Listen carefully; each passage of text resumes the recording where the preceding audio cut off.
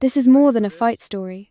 It is the portrait of a woman carrying grief, discipline, and the weight of a father's unfinished legacy. Sarah Mitchell survives humiliation, exhaustion, and brutal combat not just to defend her place, but to prove that strength is not the absence of pain.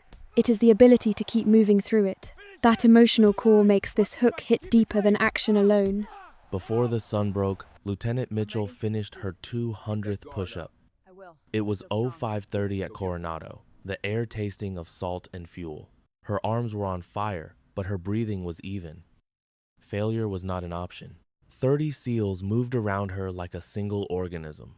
It was the cadence of men who had walked through fire for their tridents, and she was one of them. At 5'3" and 125 pounds, she was the most compact operator on Team 5. At 26, she'd been there 2 years, 3 months, 14 days.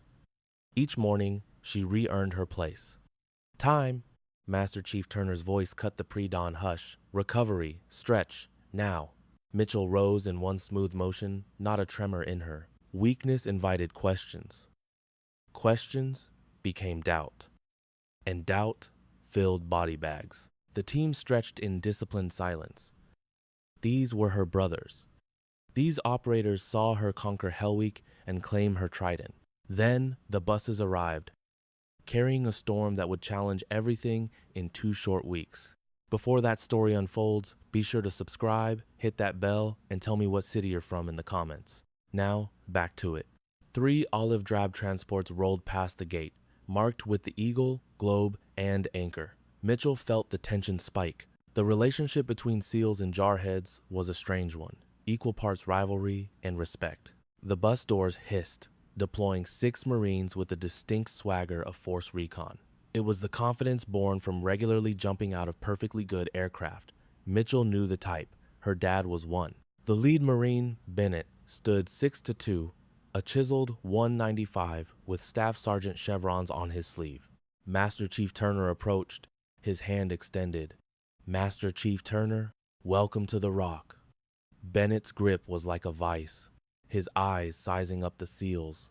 His gaze stopped on Mitchell for a beat too long, a smirk forming.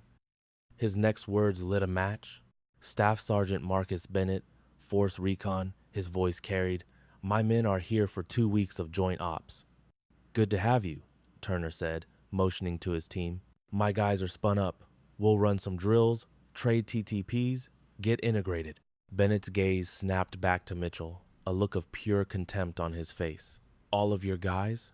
The question was loaded. Mitchell knew that tone intimately. She'd heard it from day one of boot camp through every single training evolution since. The doubt was a familiar shadow. Bennett turned to his men, raising his voice. "Looks like NavSpec would drop their standards, boys." He paused. "Maybe she's on coffee duty." The Marines laughed. The SEALs were stone-faced. Mitchell felt 30 pairs of eyes shift to her. She remained at attention, staring straight ahead, her father's words from when she was 12 echoing in her mind. Asterisk, when they test you, kid, you become stone, you become water, give them nothing. Asterisk. Bennett closed the distance, his boots crunching on the pavement, stopping 3 feet away. Close enough to be an invasion, but far enough to be deniable. "What's your rate, sailor?" The jab was calculated. She met his stare, her voice flat. "Lieutenant Sarah Mitchell, SEAL Team 5. "SEAL," he repeated the word, making it sound dirty. "How long you been playing dress-up, Lieutenant?" 2 years, Staff Sergeant. 2 whole years, he whistled softly. "Fellas, we got a real operator here." He smiled, but it was all teeth. "Tell me, Lieutenant, did they ease up on Bud, S for you? Lower the O-course wall, let you skip the surf torture part?" A muscle in her jaw twitched, the only outward sign of her anger. "Same course, same standards, same Hell Week." "Sure," Bennett sneered. "I'm sure." He turned to the formation. "I'm positive the Navy gave you the exact same test as the men. No politics, no diversity quota, no calls from Washington, D.C. He leaned in, his voice a low growl. "Try not to break a nail, Princess. It's only 2 weeks." The insult felt like a physical blow. Her hands balled into fists at her sides. Every fiber of her being wanted to wipe that grin off his face. But she was stone. Water? Yes, Staff Sergeant. Her voice was devoid of emotion. He held her gaze for 3 full seconds before turning back to the Master Chief. My Marines are good to go, Master Chief, assuming this isn't a babysitting gig. Turner's face was unreadable, a mask forged over 32 years of service. We're here to work, Staff Sergeant. Get your team squared away. The formation dissolved. The Marines moved to the barracks as the SEALs melted away. Mitchell stood her ground until she was alone, then started toward the ocean. She needed to burn it off. She didn't realize Bennett had just set a timer on the most dangerous night of her life. It was a night that would prove if warriors were born from hardship or just born. The next 12 days were an exercise in psychological warfare. On every op, in every brief, at every meal, the Marines kept up the pressure. At the range, Mitchell was shooting qualifications, 40 rounds, 300 yards, iron sights, in a 15-knot wind. She timed her trigger squeeze to the pause between her heartbeats, a trick her father had taught her. 40 rounds sent, 40 rounds on target, all inside a single ragged hole. A perfect score. Bennett watched from the tower. Must be nice having the targets closer for you. Bet hers is only 10 yards out, his Marine snorted. Mitchell cleared her rifle without a word, filing the insult away. Bennett had no idea what was building up inside her. Next was a 2-mile ocean swim, 62-degree water, full gear, and a 50-pound ruck. She had been raised in these waters, making peace with the Pacific's cold embrace during Hell Week. The chill was a familiar friend. She hit the beach 8 minutes before anyone else, breathing hard but steady, no shivering. Bennett was waiting on the sand. You must have caught a lucky current. Being smaller helps, less resistance. Mitchell just wrung the salt water from her hair. Yes, Staff Sergeant. After that, they hit the kill house for live fire drills. This was the most dangerous work, where one mistake meant a flag-draped box. Her team cleared 6 rooms, neutralizing 42 targets with 0 friendly fire in 93 seconds. It was a textbook run. Bennett watched the footage. Anyone can shoot paper. It's a different game when the targets shoot back. His corporal, a guy named Garcia, nodded. Women aren't wired for combat. It's just biology. When it goes kinetic, instinct kicks in. 15 feet away, Mitchell was cleaning her rifle. She heard it all and remained silent. But Garcia had just signed up for a class he never wanted, and in 3 days, he'd pay the price. The gym was packed with operators from both units, the floor lined with mats. The SEAL hand-to-hand instructor, a salty chief, asked for volunteers. I need a grappler and a striker. We're going to demonstrate some blended techniques. I'll volunteer, Lieutenant Mitchell. Bennett's voice silenced the room. Mitchell saw his cold smile. Come on, Lieutenant. Show us what these new Navy standards can do. The instructor tried to step in. Staff Sergeant, no disrespect, Chief. This is about integration, right? So let's integrate. Bennett pointed to his corporal. Garcia, here is a 3rd-degree Taekwondo black belt. He'll go easy.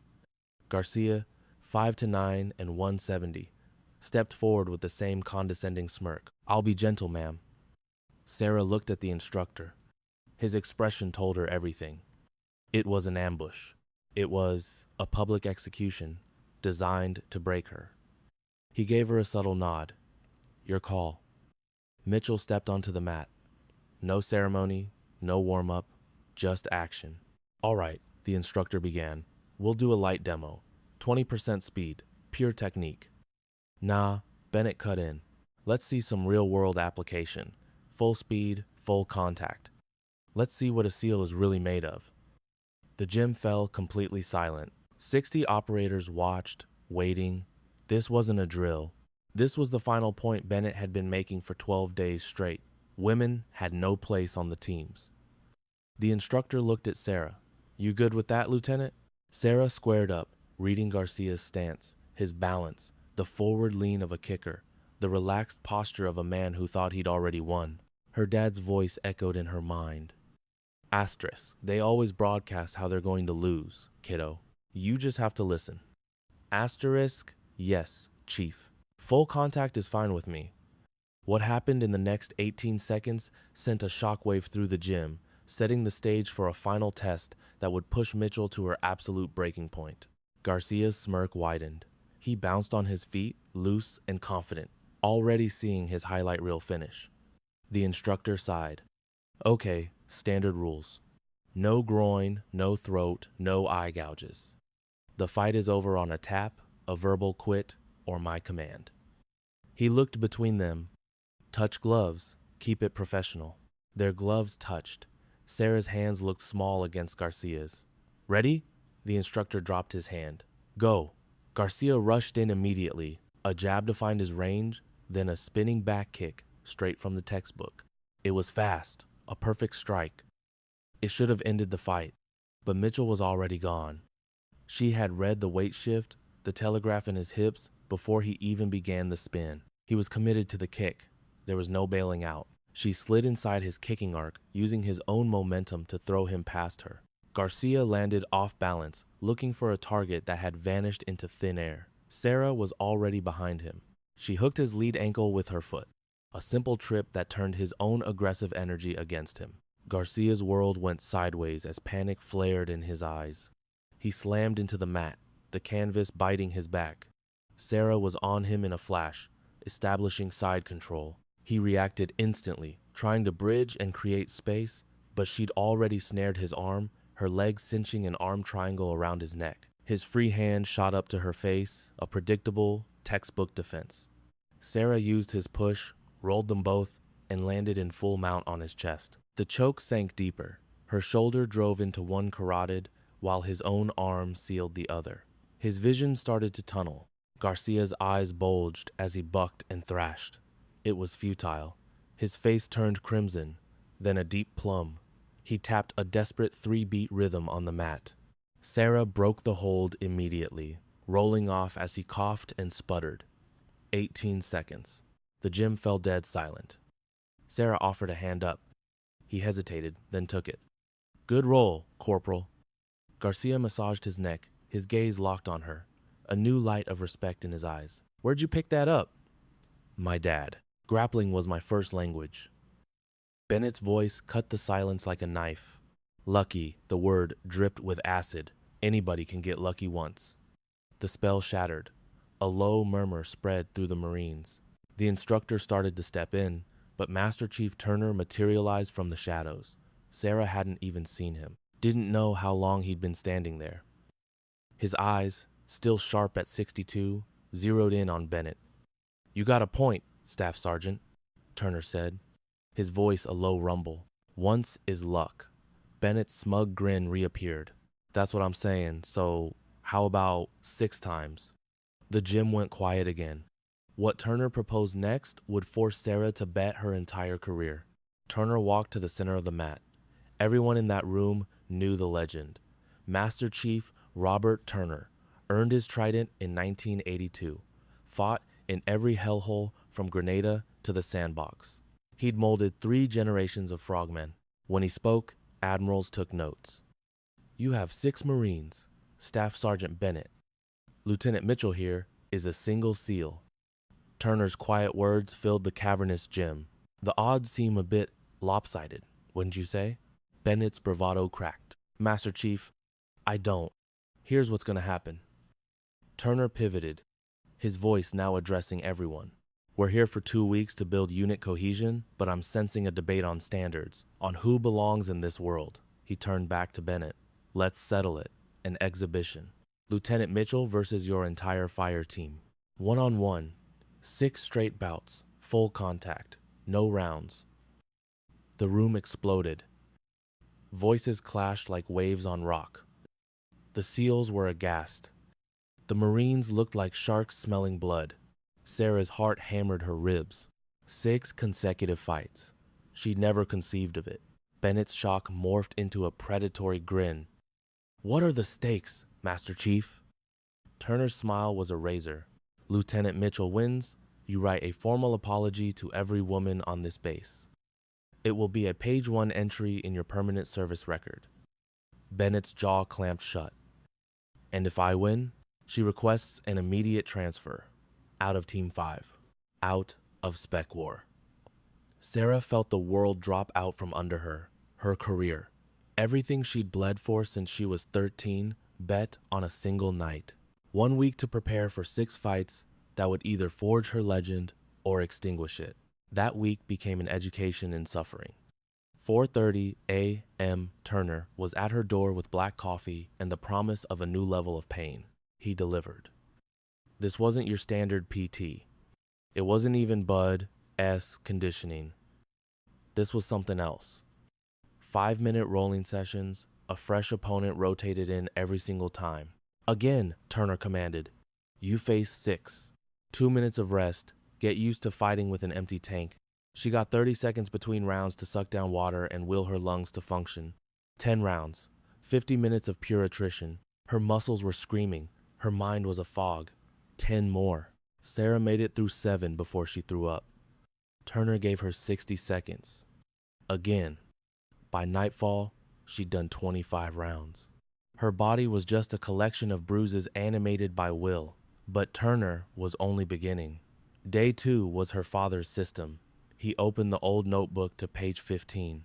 Small joints snap. Fingers, wrists, ankles. Fast, efficient. Move to the next one. No wasted motion, only brutal economy. They drilled joint manipulation for 14 hours straight.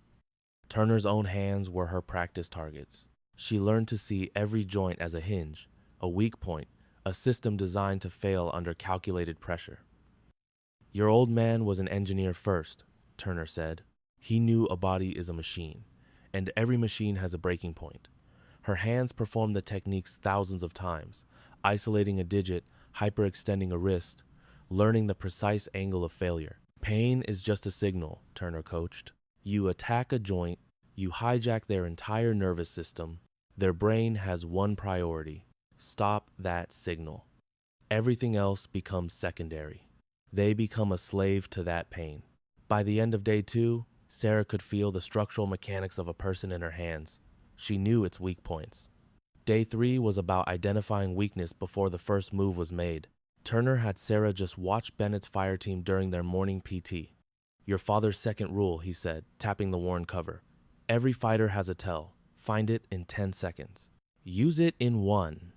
Sarah observed. Sergeant Cooper called Tiny, 6'4", 240. A bull, but he lumbered. When fatigue set in, his left hand would drop, a habit from years of carrying a heavy machine gun. Corporal Davis, the sniper, was wiry and overconfident. He loved his reach, but left his neck exposed every time he reset.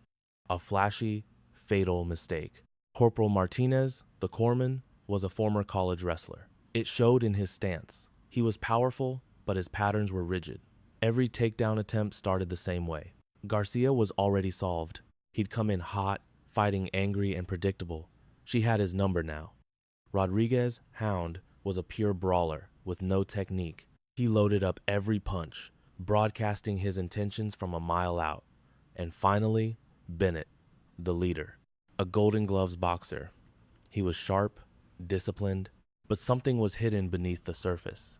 She watched him on the pads. His cross was a piston, his jab a wasp, but if you looked long enough, the tell was there. Each time he snapped that right hand, for a split second, his jaw tightened in a micro-expression of pain, an old rotator cuff injury, most likely. He tried to mask it, but the weakness was obvious. She documented everything in a tattered notebook, her father's principles on one side, her reconnaissance on the other. We're not training to fight, Turner had stated. We're training to win before the fight even begins. Day 4 was speed. Day 5 was forging an unbreakable mind. Your old man used to say, fast beats strong, and smart beats fast. But fast and smart, that's a ghost. They drilled transitions until the movements blurred into a single, fluid motion. Guard passes, sweeps, submissions, a constant chain. Her body began to react without conscious thought. It was muscle memory, burned into her synapses through thousands of reps. He moves left, you're already to the right. He pushes, you're already using his momentum against him. He thinks he has you trapped, you've already vanished. Turner ran her through the drills for 8 hours until she moved like water. Speed isn't about moving fast, Turner grunted between reps. It's about not being where the strike lands.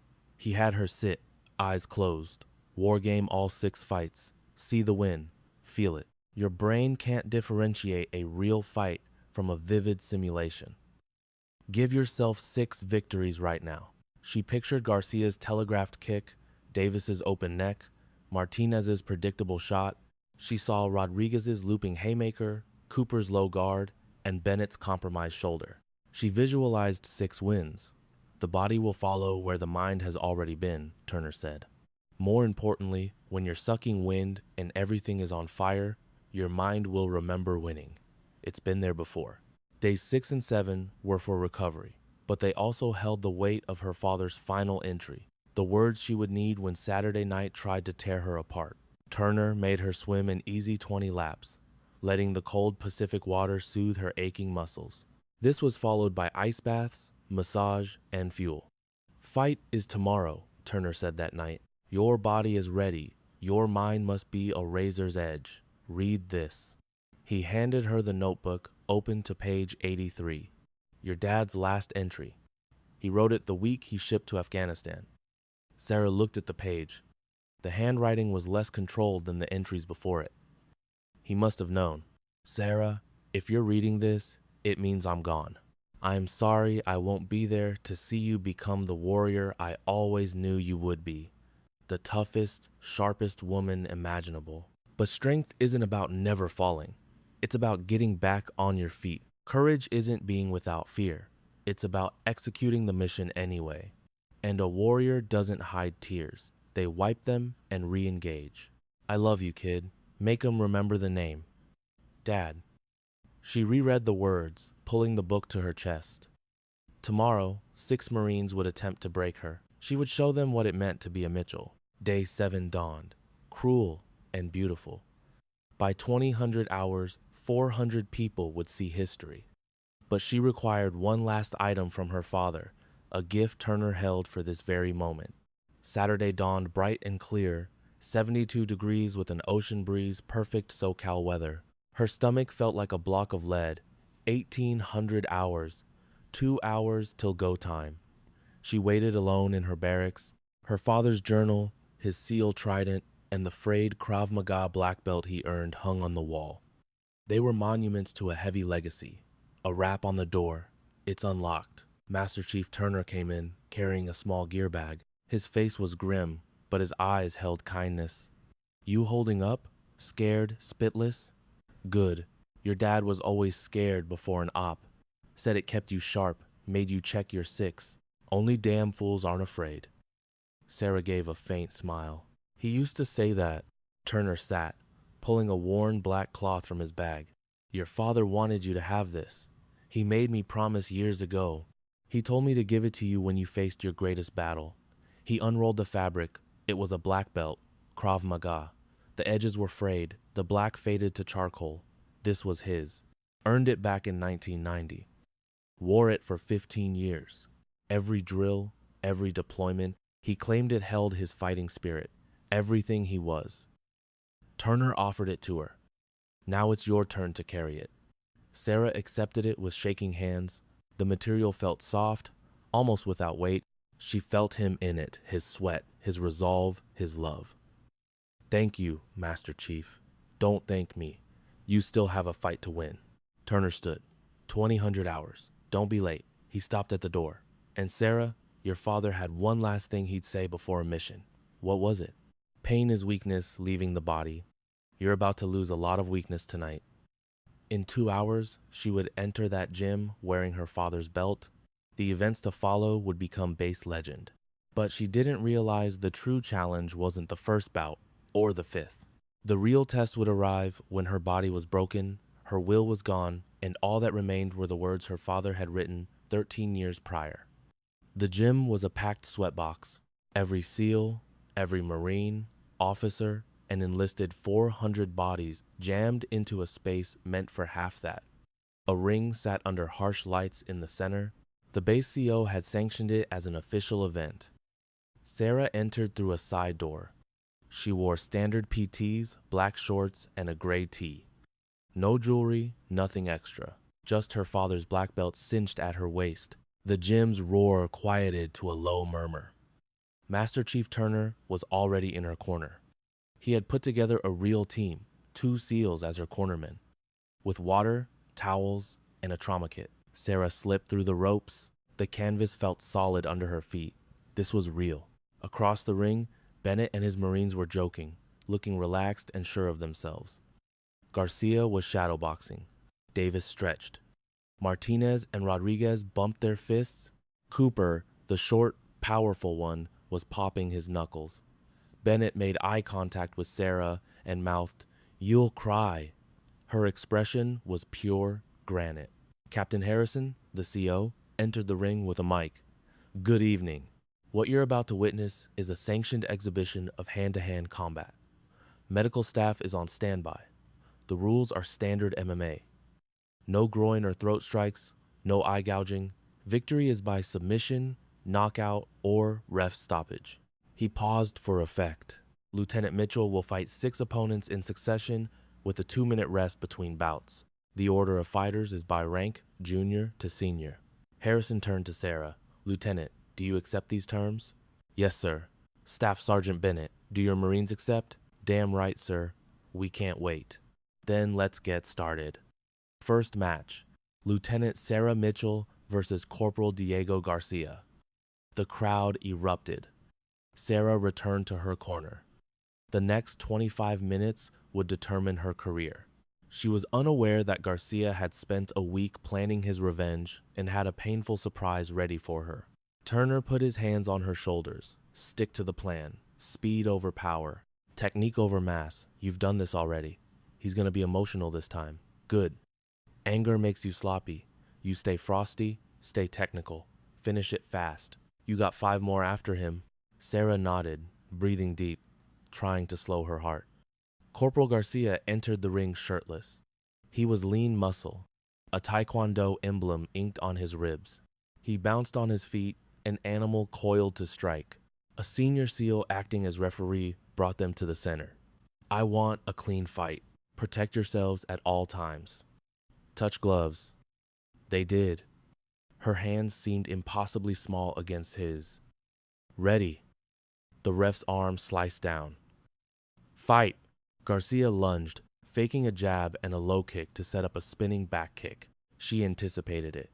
She had visualized this exact sequence 100 times. The spin was textbook fast, clean, vicious. She moved inside the kick's arc, using his momentum to carry him past her. Garcia landed the spin slightly off kilter. Sarah just hooked his front leg, a simple sweep that turned his energy against him. Garcia slammed into the mat with a heavy thud. She dropped into side control in an instant. Garcia tried to bridge and escape, to create space, but she had already isolated his arm, her legs locking around his neck and shoulder. An arm triangle, it was a mirror of their first encounter, but tighter, faster, no hesitation. Garcia's eyes bulged. His free hand slapped frantically at her shoulder. She used his push to reverse position, ending in a full mount on his chest. The choke deepened. Garcia's face went from red to a dark purple. He tapped out 3 quick, desperate slaps on the canvas. Sarah released the hold and stood. He coughed, fighting for air as the gym exploded. 15 seconds. 1 down. But her own breathing was already strained. Turner noticed what the crowd had missed. A single victory was easy. The true battle was surviving 6 straight fights as fatigue built. Garcia stumbled from the ring, one hand massaging his bruised throat. Sarah watched him leave, her breath steadying, her pulse returning to a normal rhythm. Turner pushed a water bottle at her. "Sip it. 2 minutes will fly by." The cold water felt perfect. Her gaze scanned the 400 spectators. Some looked shocked. Others were on their feet, electrified. The SEALs were losing their minds. The Marines were quieter now, their confidence rattled. Bennett's smug grin was starting to fade. The ref yelled, "Time!" The break was over. Next fighter, Lieutenant Mitchell versus Lance Corporal Rodriguez. The man they called Hound climbed through the ropes with a look that could kill. This was the real challenge. Her precise skill against his raw, uncontrolled violence. They called him Hound for a very good reason. 6'1", 200 pounds of sheer aggression. His arms were covered in tattoos, His nose was a bent monument to old fights. He didn't waste time posing. He stalked to the center like a predator. "Nothing personal, ma'am," he growled as their gloves touched. "Just doing a job." "Understood," she replied. The referee stepped back. "Fight!" Rodriguez rushed her immediately, a whirlwind of fury with zero finesse. He threw a haymaker right meant to take her head clean off a one-shot ender. She had observed his sparring all week. She was prepared. Every one of his punches had the same huge, obvious windup.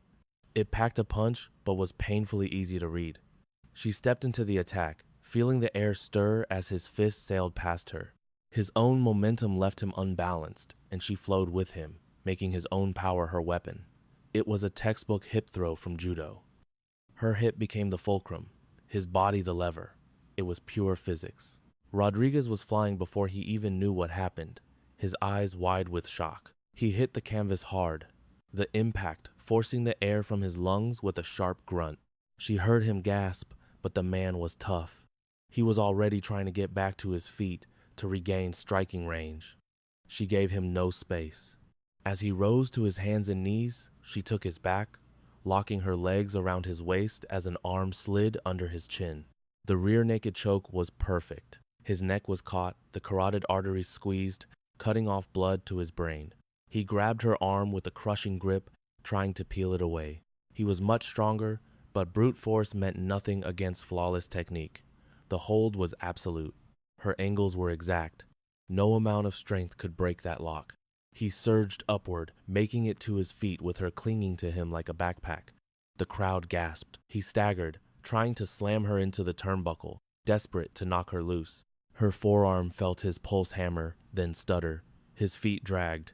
"Tap out, Corporal," she hissed. He shook his head, a final act of defiance. The lights went out in his eyes, his knees gave, and they hit the mat in a heap. She held the choke with cold precision, releasing the moment he went limp. The ref was already between them, chopping the air. "He's out! Break!" She disengaged as the doc scrambled through the ropes. Rodriguez was out cold, his face a mask of purple, but breathing. The gym went tomb quiet. This wasn't training anymore. She'd put him to sleep. The secret she kept was the fire in her own lungs. 4 more men were on deck. Half a minute later, he stirred. His gaze found hers, a flash of respect quickly buried by humiliation. The corpsman escorted him out. When Sarah got to her feet, her legs were cinder blocks. That second victory took a heavy toll. That one was a grinder. Turner caught her. Textbook execution. "But you're sucking wind, water." Now, she collapsed onto the stool, acid screaming in her muscles. 4 more awaited. "You're still in this. You hear me?"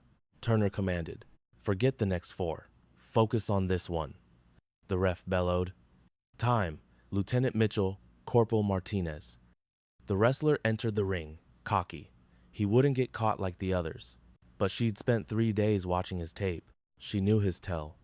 Martinez was a fire plug, 6 feet of solid muscle at 185. His collegiate tape showed pure power blast doubles and a crushing top game. But all that repetition had grooved habits into him, predictable ones. His game plan was obvious. Shoot, ground her, and let his weight do the work. Sarah rose, ignoring the burn. They tapped gloves. "No hard feelings, ma'am," he grunted. "This one's mine." She met his eyes.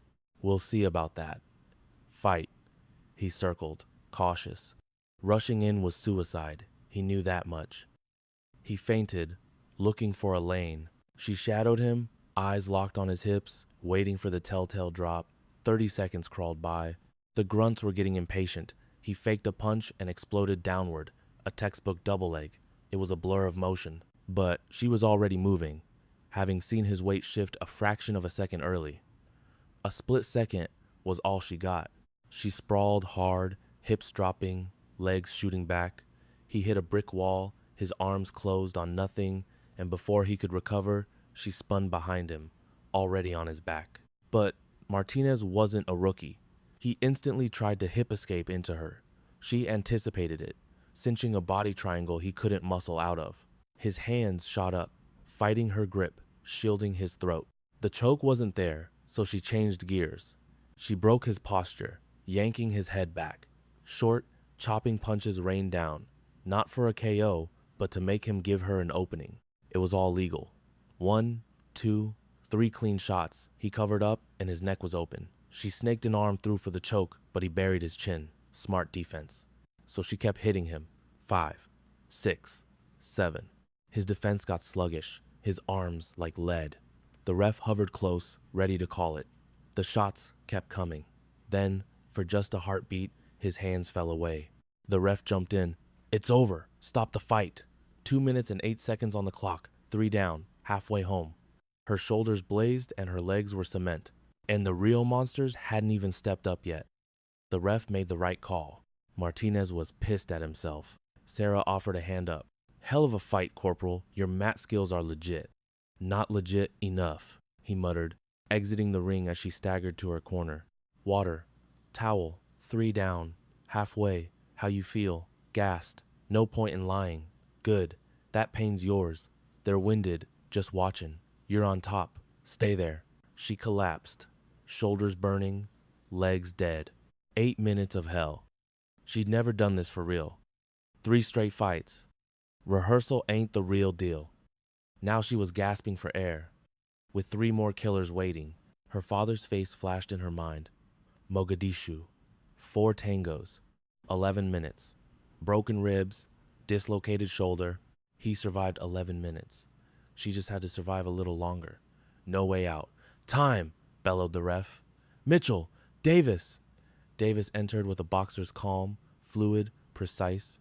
The most skilled striker in the unit. He would wait for her. Gassed as she was, that was a death wish. Davis circled like a predator.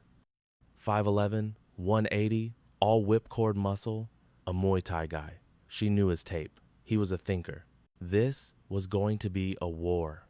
Davis was a true middleweight who just watched 3 buddies get wrecked. He knew what she could do. They met in the center. His expression was granite. Respect, Lieutenant. But it ends here. I know. Fight. Davis settled into his stance. High guard, elbows in, perfect form, all business. She moved, hunting for a tell. He fired a leg kick. She checked it, the smack of bone on bone echoing. He fired another, same result.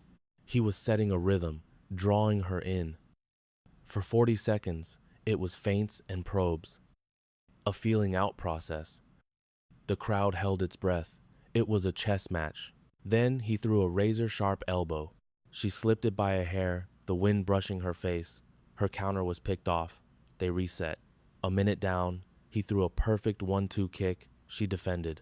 Then he committed, driving a knee straight for her solar plexus, and she caught it. Her hands locked onto his leg. In that split second, Davis saw his mistake. His eyes widened. He was off balance, committed, standing on one foot. She torqued his leg, using his momentum against him.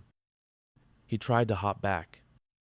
It was too late. She launched herself into the air, a flying triangle she'd repped 1,000 times. Her legs scissored around his neck and shoulder as they crashed to the canvas. It was locked in, his own arm jammed against his carotid artery. A textbook triangle. Davis, ever the pro, fought to posture up and break the hold, but the angle was perfect. She grabbed her own ankle, squeezed her knees, and cut off the circulation to his brain. He fought it for 30, then 40 seconds. His face turned deep red. Then the taps came. 1 minute and 44 seconds. She released. Davis gasped for air. He recovered, stood, and offered a fist bump. Flawless, ma'am. Respect. She bumped it back. You're a hell of a striker, Corporal, she said. Not good enough, he replied with a genuine grin, leaving with his head high. The gym was roaring. 4 down. But Turner saw what the crowd didn't. Her hands were shaking. 2 to go. The heavy hitters were still in the wings. Her system was screaming. 4 wins looked easy from the outside, but she was crumbling internally. Her arms shook. Her legs felt disconnected. 4 matches in 14 minutes. She was on fumes. Turner knew it. 2 more. The Beast and the Boss. This is how you make a name for yourself, Lieutenant. Mitchells don't break. She could only nod, sucking down water, trying to do the impossible. Across the mat, the last two huddled up. Sergeant Cooper, the giant, looked spooked. Staff Sergeant Bennett, the top dog, was a statue. His eyes were cold, calculating, already adjusting his game plan. The ref separated them. Next up, Mitchell versus Cooper. Cooper was 6'4", 240 pounds, 115 pounds on her. The biggest man in the room. And he was fresh. Her engine was failing, his was just starting. This next round would take everything she had left. Cooper was a mountain of a man at 6'4", 240, 115 pounds heavier, with a reach advantage a foot long. The whole ring seemed to sag as he entered. She willed herself to her feet. Her legs were disconnected from her brain. She met him in the center. He loomed over her, his expression pained. "Ma'am, with all due respect, I don't want to do this." "Then get it over with, Sergeant." They tapped gloves. His fist engulfed hers. The ref yelled, "Fight!" Cooper stalked forward, using his reach to control the center. Sarah circled, her feet heavy, the toll of 4 fights, robbing her of speed. A jab snapped out. She leaned back as it sliced the air. Another followed. She slipped it. He was gauging distance, owning the space. For 30 seconds, he patiently worked the jab while she struggled to get inside. He could do this forever, picking her apart from range. She lunged in after a slip, but he just angled out, keeping her at bay. A minute crawled by, the crowd restless with the tactical pace. But Sarah was learning. He was big, but slower. She recalled his tell from training. His left hand dropped when he gassed. She just had to drain his tank. She pressed forward, making him work. He responded with textbook boxing. 90 seconds in, his breathing grew labored. Those heavy arms were a liability. She eyed his left, still disciplined. 1 minute, 45 seconds, gone. He unleashed a heavy right. Sarah rolled under it and saw the opening. His left dipped just for a moment as he recoiled. Fatigue. Instinct took over. The next 2 seconds were a massive gamble. If she missed, his 240 pounds would crush her. But if it landed, she shot in, launching a flying armbar. She went airborne, her legs wrapping his arm as she dropped. Shock flared in Cooper's eyes. He tried to pull free, but was trapped. Her legs cinched tight as her hips torqued his elbow. They slammed onto the mat. The pop was audible across the squad bay. Cooper roared, hammering the mat with his good hand. Sarah let go instantly. He clutched his arm as medics rushed in. 2 minutes and 17 seconds. Finesse beat power. 5 down. She was running on empty. Her legs trembled, vision blurring. 1 fight left. The final test. The architect of this gauntlet, Staff Sergeant Marcus Bennett. He was fresh, rested, and now he knew she was a threat. Her own pulse hammered in her ears. Turner shoved a water bottle at her. "Drink. Breathe. 2 minutes." She obeyed, her hands shaking from 15 minutes of relentless combat. Every lesson, every drill had been validated. The Phantom Protocol was real. Now came Bennett, 6'2", 195 pounds of Golden Gloves champion. He was untouched, undefeated. For 20 minutes, he'd watched her, breaking down her style. Sarah glanced over. Bennett was stone-faced, his earlier smugness replaced by a cold, warrior's focus. He knew he'd misjudged her. This one would be different, smarter. Corbman helped the injured Cooper from the ring. As he passed, he gave her a sharp nod of respect. The ref checked her condition. "Lieutenant, can you go on?" "Yes, sir." "Final bout, 3-minute rounds." "Copy?" She nodded. This wasn't going to a decision. Bennett met her at center ring. He looked enormous. They touched gloves. "This is where it ends, Lieutenant." "We'll see, Staff Sergeant." The ref's hand fell. "Fight!" The next 6 minutes would be a journey past pain and into a place where only the will to win mattered. Her spirit versus his skill. Bennett wasn't a brawler. He opened with a textbook stance, his jab a piston, testing her defense. She slipped it, then another. He was a machine, setting a rhythm, probing for weaknesses. It was a violent chess game. She moved, conserving what little energy she had left.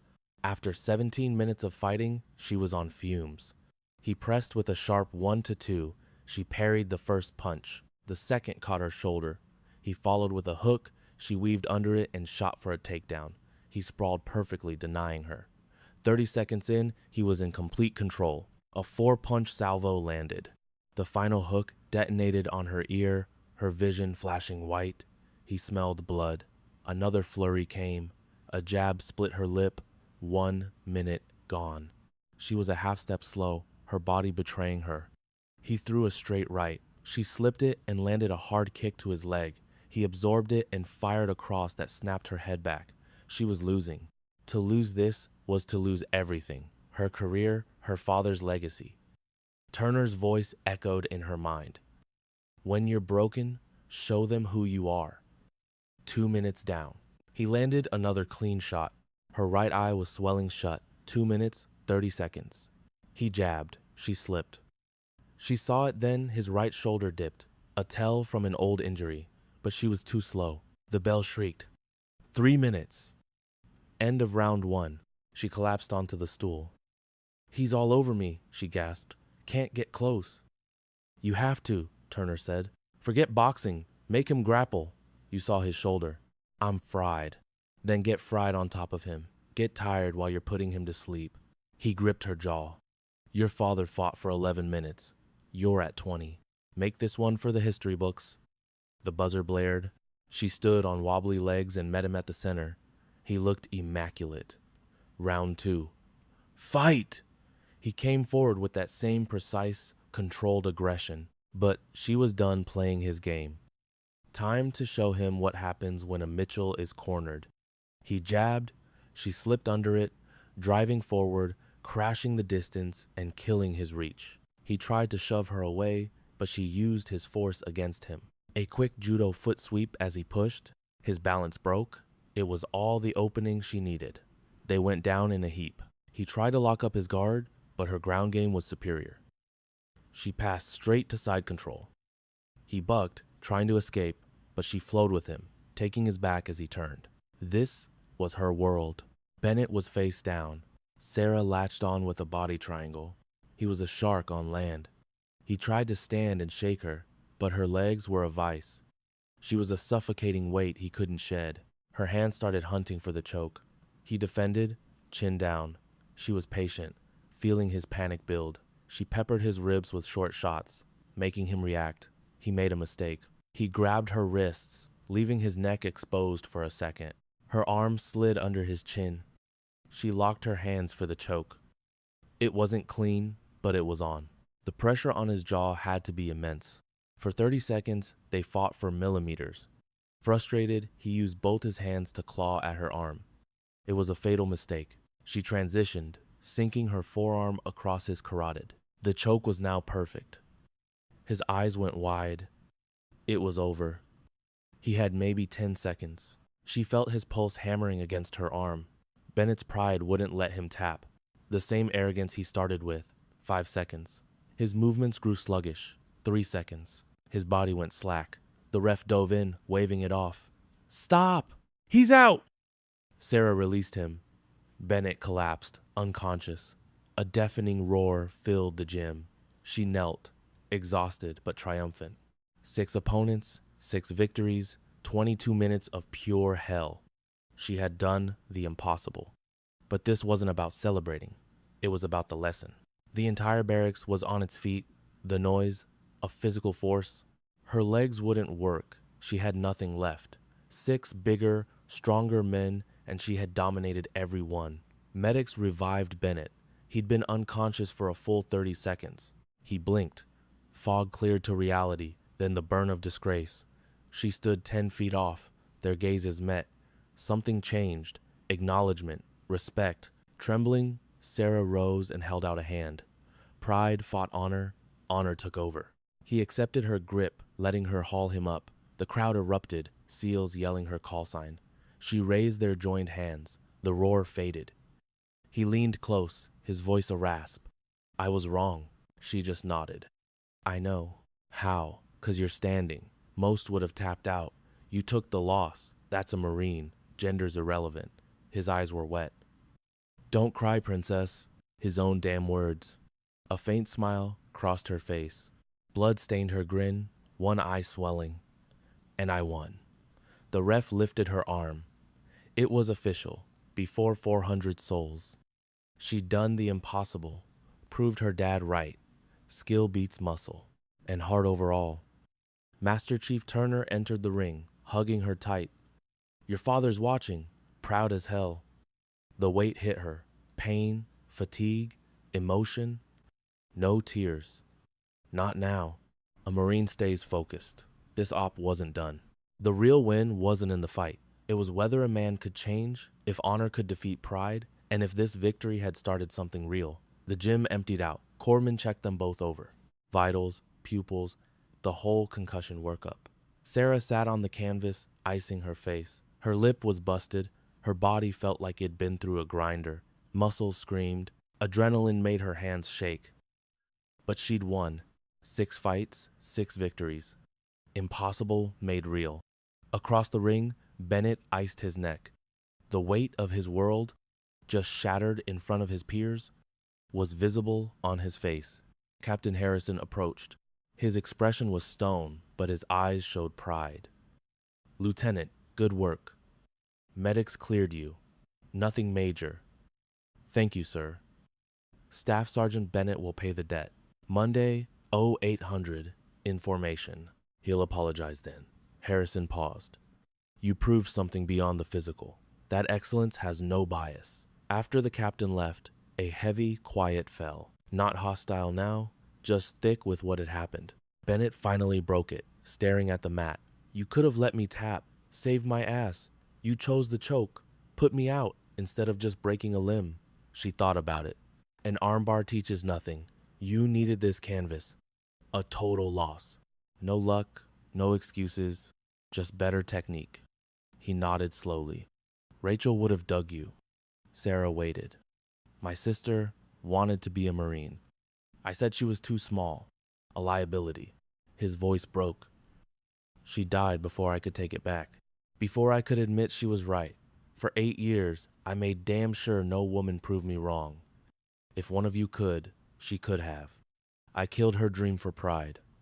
The confession hung in the air. This wasn't about her.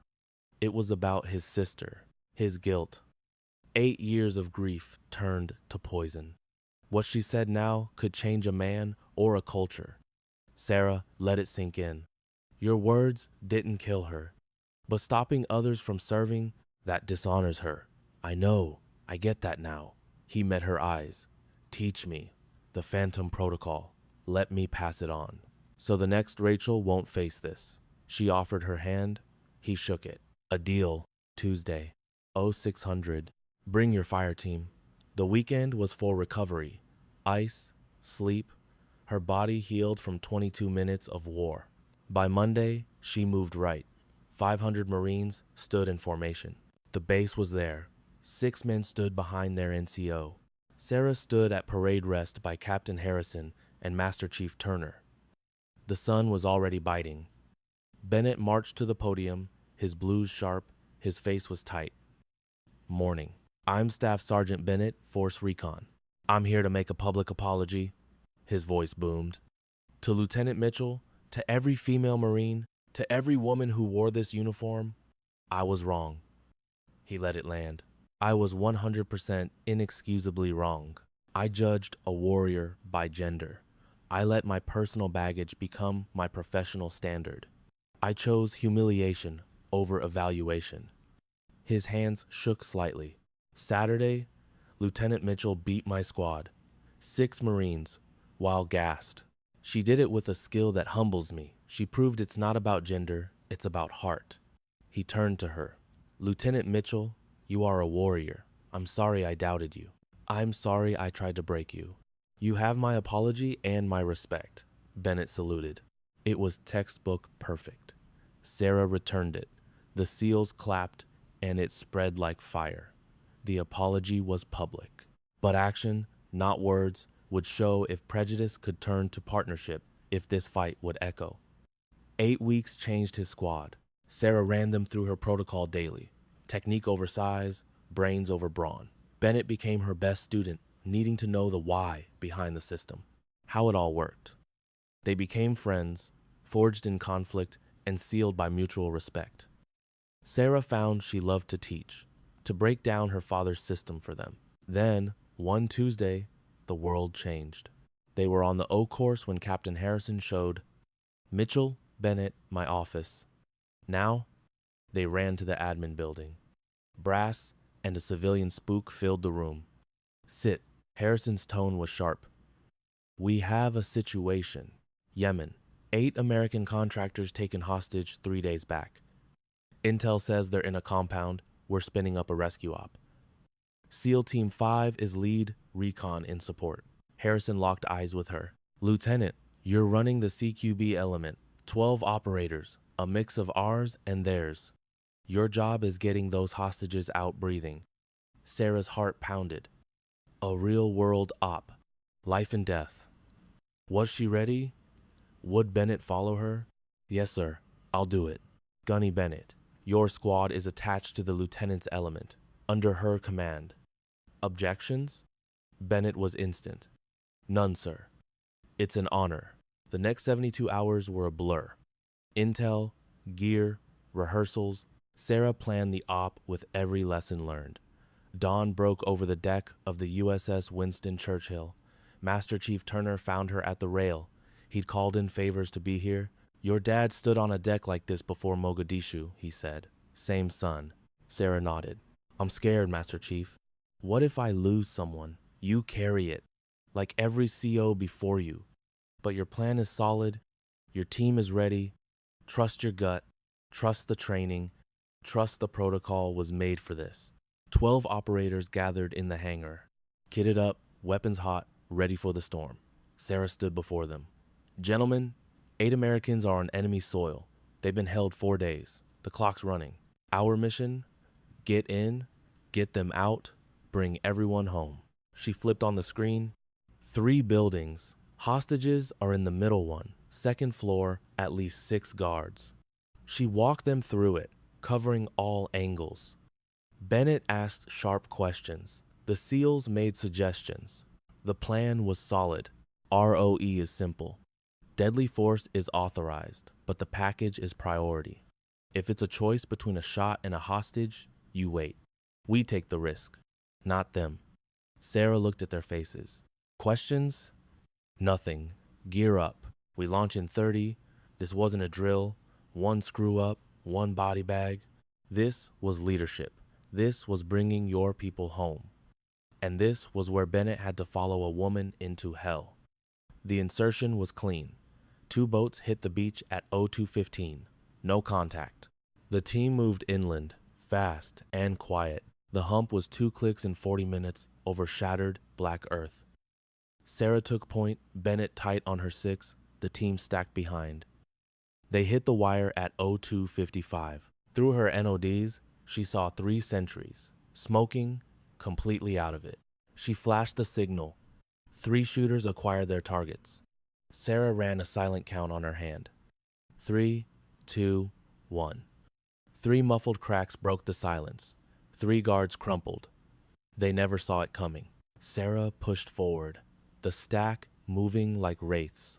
At the main structure, Bennett prepped a breach. Another count, the charge blew the door inward.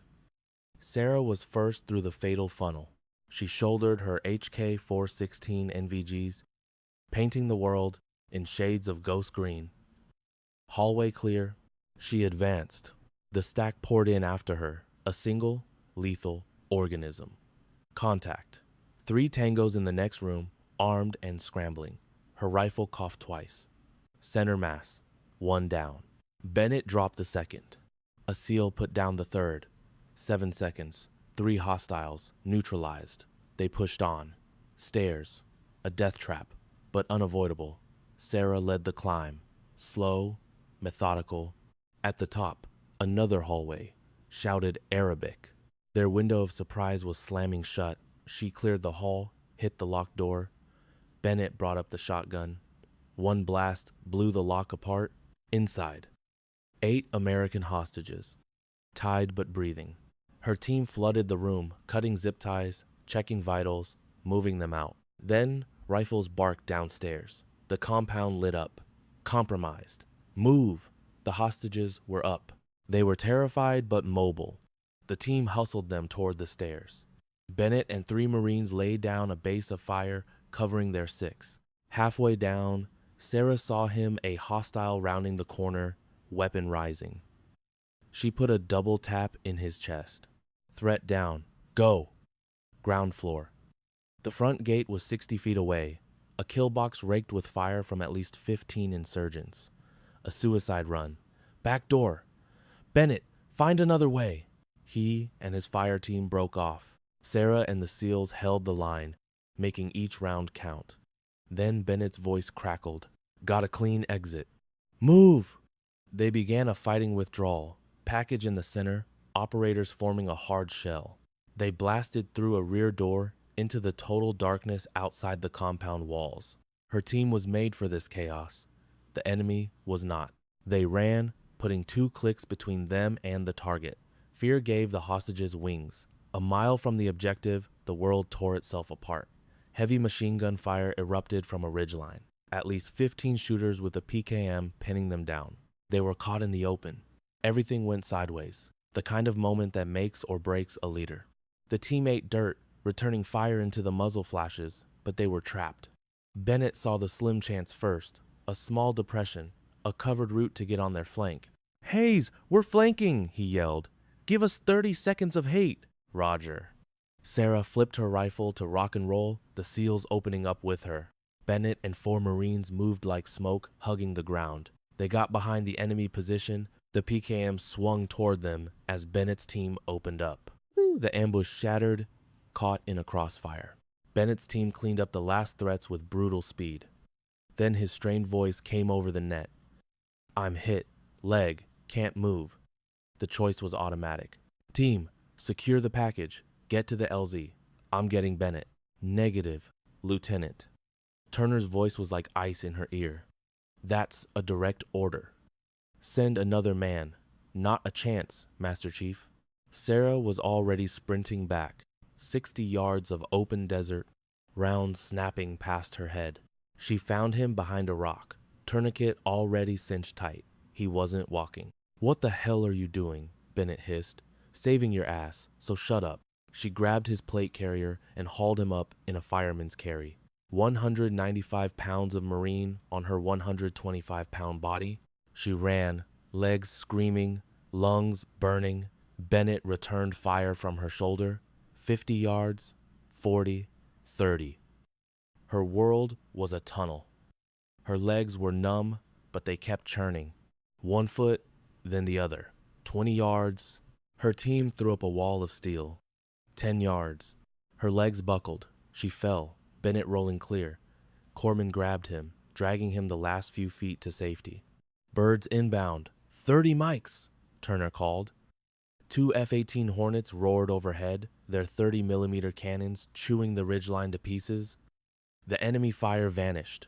2 MH-60 helos touched down. Sarah helped load the hostages, all 8 accounted for. Her team was intact. Bennett was last on, medics swarming his leg. He grabbed her arm. You saved my life, after all that. You're my Marine, Gunny. We don't leave our own. Sarah squeezed his hand. Besides, you're not getting out of PT on Tuesday. Bennett coughed a laugh, then grimaced. Roger that, ma'am. The helos climbed, Yemen shrinking below. Mission success. 8 Americans recovered, 0 Kia, 1 WIA expected to fully recover. Sarah collapsed against the bulkhead, letting the bone-deep weariness take her. She'd done it. She'd led her team, saved lives, and proved her father's system worked in the crucible. But the true fight was just ahead. 6 months from now, she'd face a decision that would redefine her entire life. And Master Chief Turner was about to tell her a secret about her father that would shatter her world. Lieutenant Commander Sarah Mitchell stood on the grinder at Dam Neck, Virginia. The promotion was a result of the Yemen op, a ticket to SEAL Team 6. Her leadership under fire had punched her card. Bennett, fully recovered, had taken a billet as the Marine liaison to Deb Group. He jumped at the chance. Now, Sarah taught advanced CQB to 32 operators from every corner of Soft SEALs, Rangers, Raiders.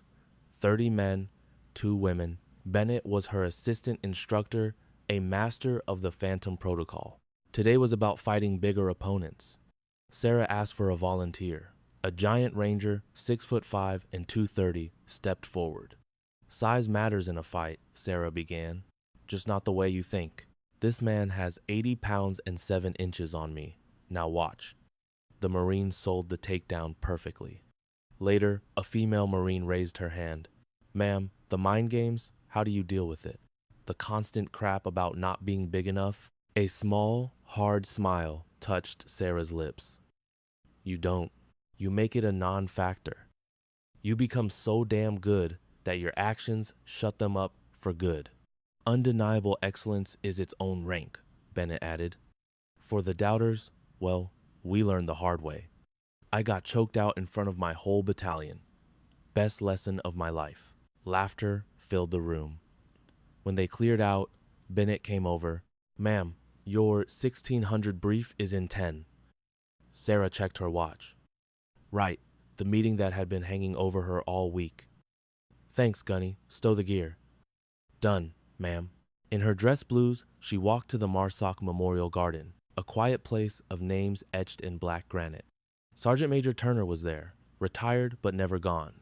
A mentor, he was 63, more gray now, but his eyes were just as sharp. Sergeant Major. Sarah. He used her first name like family. How's the class? Solid. Really good.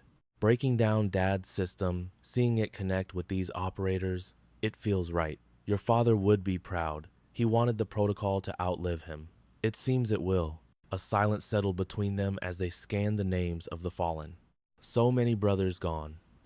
The price of being the sharp end. Sarah's fingers found her dad's name, tracing the cool letters. Gunnery Sergeant William Mitchell, a 13-year ritual.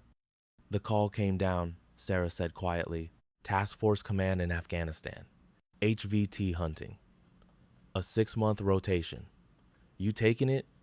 I don't know. Part of me still has to prove it. Prove that night wasn't a fluke. That Yemen wasn't just blind luck. Turner was quiet for a long time.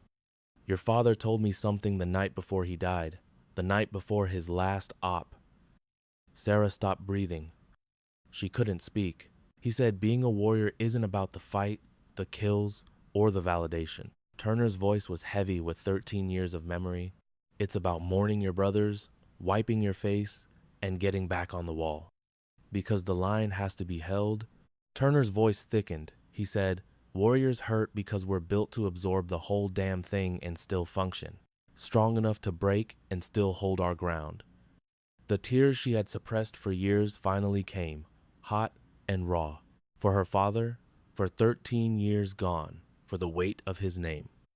Turner placed a heavy hand on her shoulder. You'd walled that grief up since you were 13, from the day they brought that folded flag home. You forged yourself into steel. Bennett's taunt from day one echoed, no tears, princess. He called it a weakness. You found out he was dead wrong. Crying was never the weakness. Choking it down when your soul needs the release. That's the flaw. It's denying the wound, refusing to pay the cost. Turner nodded gravely. Your father mourned every man we lost. He'd find a quiet space, let it out, then square his gear and lead. He was the best raider I ever served with. The toughest man I knew, and he grieved. Bennett materialized at the edge of the garden, hesitant. Sarah beckoned him over. He approached with quiet deference. Pardon the interruption, ma'am. Quick sit rep. The Afghanistan brief is postponed 48 hours. High Command is reviewing your team roster recommendations. Sarah glanced between Turner and Bennett, her eyes landing on her father's nameplate. Make it 72 hours.